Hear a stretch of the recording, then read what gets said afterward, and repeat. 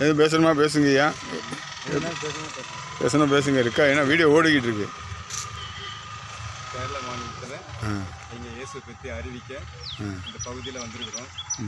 இயேசு தான் மெய்யான தெய்வம். அவர் வருகை மிக சமயமாக இருக்குது. அவரை ஏற்றுக்கொள்கிறவர்களுக்கு எல்லாமே பாக்கியவான்களாக பாக்கியவதிகளாக மாறத்தக்க கற்று உங்களுக்கும் உதவி செய்வார். உங்களையும் மன்னித்து ரட்சிப்பார். என் ஆண்டவர் எல்லாரையும் நேசிக்கிறார். அவரே மெய்யான தெய்வமாகிய இயேசு கிறிஸ்து.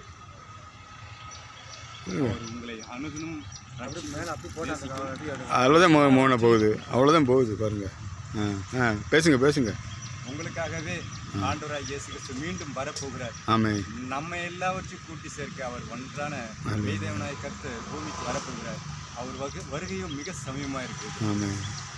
ஆண்டவருக்கு பிரியமான பிள்ளைகளே, இன்னும் எல்லாரும் தாமதிக்காதபடிக்கு ஆண்டவர் அழைப்புக்குள்ளாக அவருடைய பலத்த கைகளுக்குள்ளாக நீங்களும் நானும் வர வேண்டும் என்று ஆண்டவர் விரும்புகிறார். ஆண்டவர் விரும்புகிறது எல்லாம் உங்களையும் என்னையும் நேசிக்கிறது தான். அவர் நேசிக்கிறார். நாம் அவர் நேசிப்புக்குள்ளே வரும்பொழுது அவர் கரம் பிடித்து நம்மை நடத்தி செல்ல அவர் அன்பாக இருக்கிறார். அன்புள்ள தேவனாக அவரே மெய்யான தேவன்.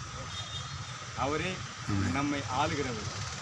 நாம் அவர் ஆளுகைக்குள்ளாக அடங்கி பலத்த கையில் இருக்கும் பொழுது கர்த்தர் நம்மளை ஏற்ற காலத்தில் உயர்த்த அவர் வல்லவராக. அந்த வல்லமையுள்ள தேவனாய கர்த்தர் இன்றைக்கும் உங்களை நேசிக்கிறார்.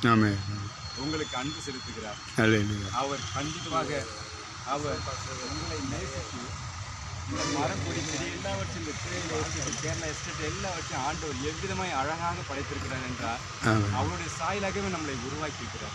அவர் 10,000 பேர்களில் சிறந்த தேவனாய கர்த்தர்.